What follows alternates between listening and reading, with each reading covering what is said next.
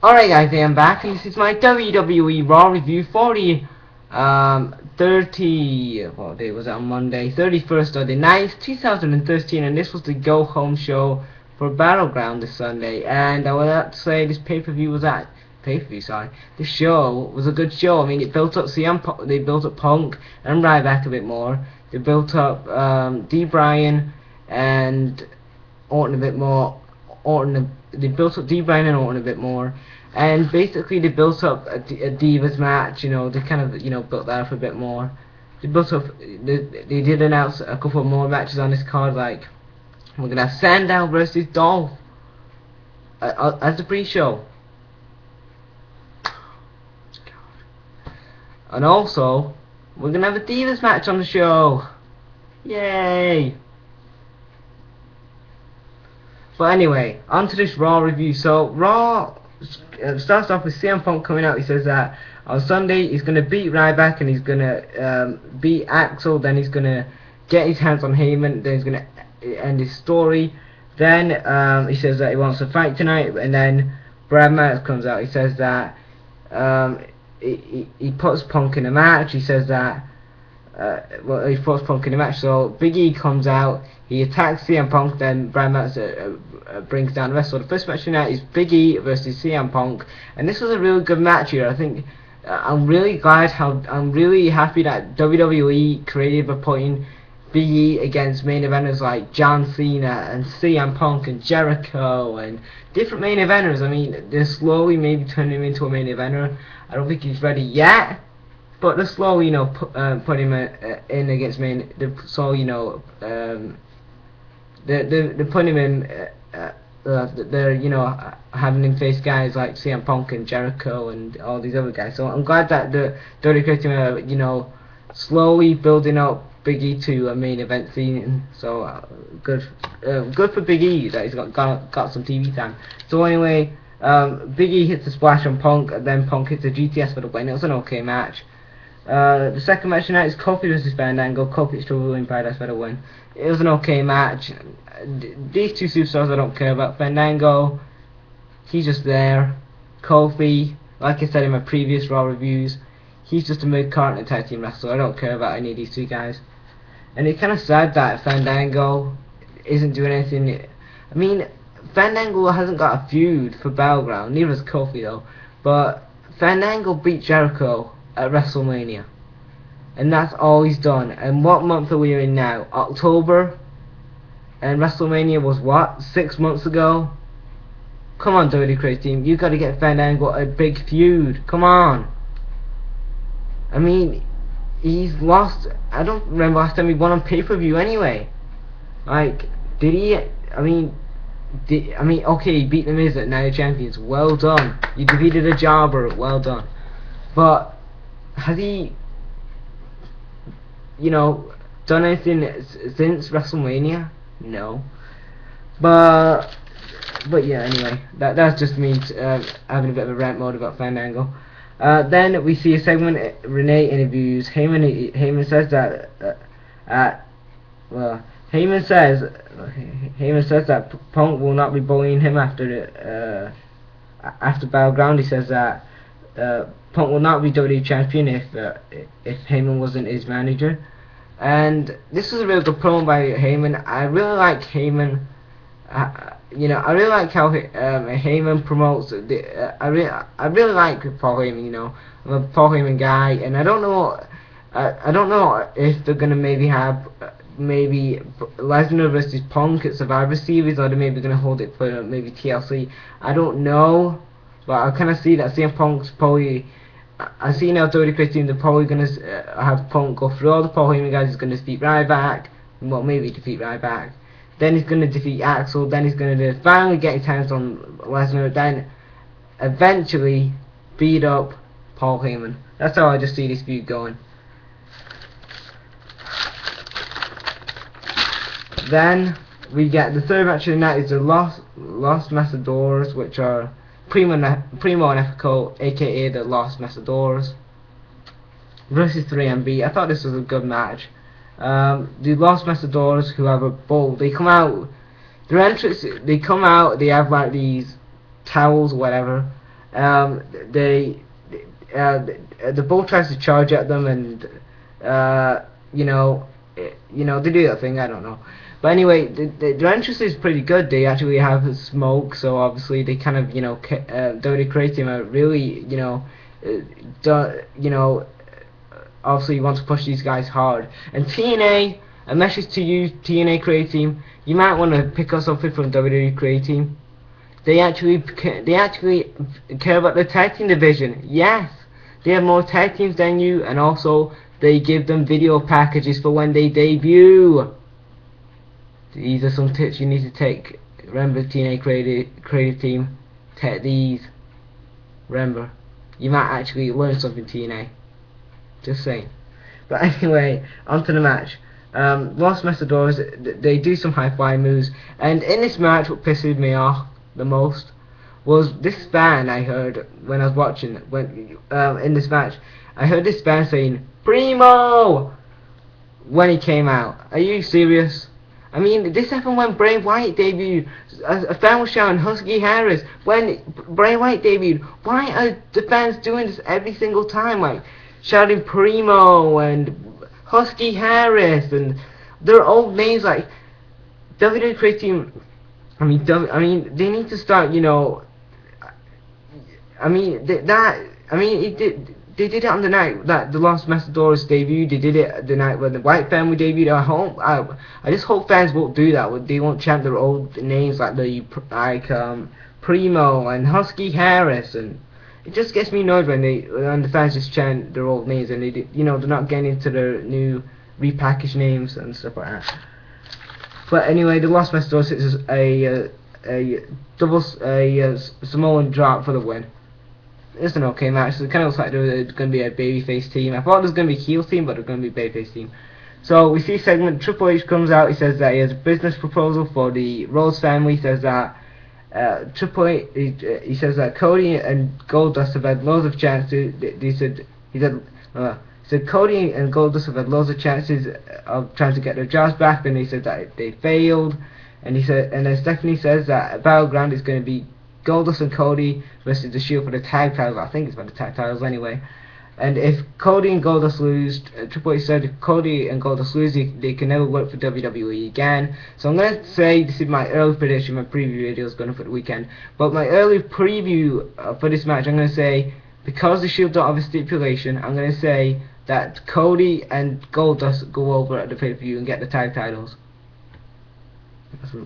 So that's what I'm going to say. And I'm glad that the Shield are getting a feud, because they're not really doing much. They're just kind of Triple H's slaves, his lackeys, whatever.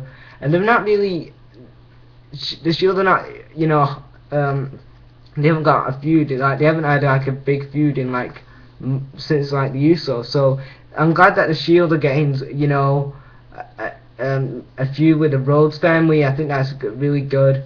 And after we see the Rhodes family, they're about to leave, Goldust turns around, gets speared, and this was awesome. I liked how Goldust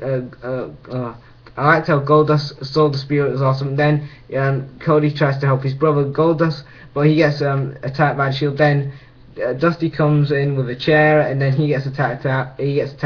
Then the Shield pick up Cody, hit him with a triple powerbomb. So kind of definitely we're going to see Cody and Goldust get the win at Battleground, because the Shield looks strong tonight on Raw. So the fourth match tonight is R-Truth versus Curtis Axel. Axel hears Punk's music play, he gets distracted, then R-Truth hits a Lil Jim for the win. So it was an okay match. The fifth match tonight was Brie Bella versus Alicia Fox. It was Brie Bella versus Alicia Fox. Brie hits the facebuster for the win. It was an okay match. Like I said, Brie will be facing AJ for the Divas title this Sunday at Battleground. They announced that match tonight. Then we see a segment. Heyman says that Punk's getting in Axel's head. Then we see a segment. Renee interviews Big Show. Big Show says that he's broke. He's got to do what's right for his family. And then he gets all. He starts to cry, but then he gets all frustrated, saying, I'm gonna knock out Triple H. That's my Triple H. So he gets all frustrated. He gets all like, what's the word for it? I don't know. He freaks out, and then he's ready to find Triple H. Or he's gonna find Triple H. Then we see Big Show in Maddox's office. He tells Maddox to find Triple H. Then the 6-match tonight is Del Rio versus Zack Ryder, and Zack Ryder got loads of offense here. This was like weird that Zack Ryder actually got loads of offense in this match. He hit he nearly. I mean, really, why did Zack Ryder get so much offense in this match? Like, he got loads of offense in this match. Like, he hit Del Rio with the Broski boot and nearly hit him with a Rough Rider, but Del Rio makes him tap out to the armbar. So it was an okay match, like I said. But why was Del Rio selling to a jobber like Zack Ryder? Come on, doesn't make any sense. But then we see Heyman says that. Heyman says that Ryback's gonna defeat Punk. He says that after Battleground, Punk will not be able to bully Heyman, and this was kind of an awkward segment because, and then we see Paul Heyman proposing to Ryback, and I'm thinking, oh my god, why WWE Christian? Why do you have to have? Why do you have to put this in the segment? This was so bad. Like, just so bad. Just Heyman has been really acting weird. I don't know why. Is Heyman having a creepy? Is Heyman going creepy? I don't know. Has he got a creepy character? I don't know. Maybe WWE Creative are giving him a creepy character. Well, okay, but why is he acting so weird with Ryback? I don't know. But anyway, then we see then we see a seventh match. The seventh match tonight is a 6-man tag match. The Usos and Dolph versus the Shield. And this was a really good match here. I enjoyed this. The Shield, Dolph hits a the Usos hits a super kick on Reigns. Then we see Dolph tries to hit the zigzag, but he gets hit with a Styles Clash. Shocking that Rollins hit a Styles Clash on Raw. Like, that's kind of weird.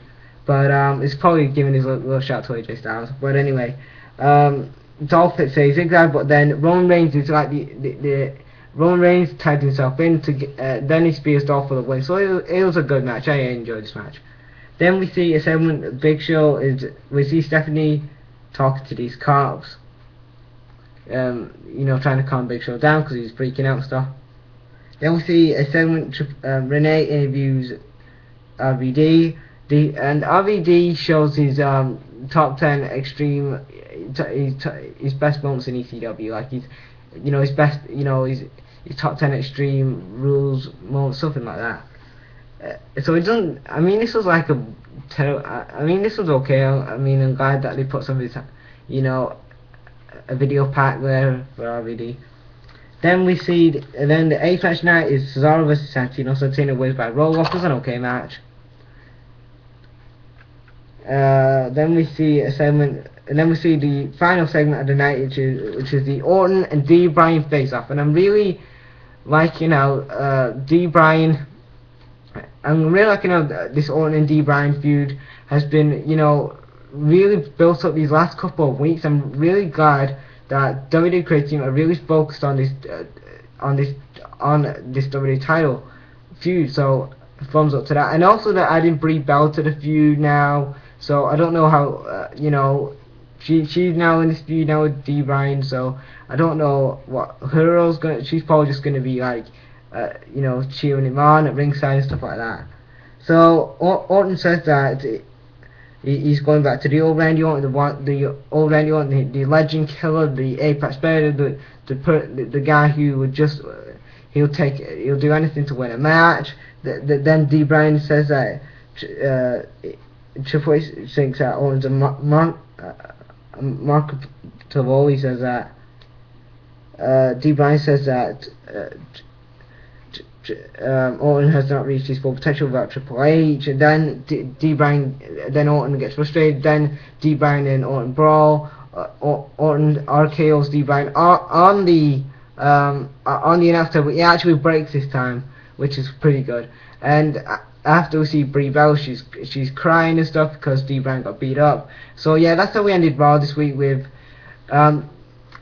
We ended Raw with Orton, standing tall and stuff. So I'm glad that, WWE built up this, tried to build this. I'm glad how the creative team tried to, build up this. I'm glad how the WWE creative team built up this the battleground one last time. Sorry. And they built up they built up D Bryan and Orton one last time. They built up Ryback and Punk one last time. They built up a Divas match, and they built up a tag match as well. So they built up a couple of feuds here, and yeah, that's my so that's my review. So that's my WWE Raw review for the 31st of the night 2013. What do you guys think about this show?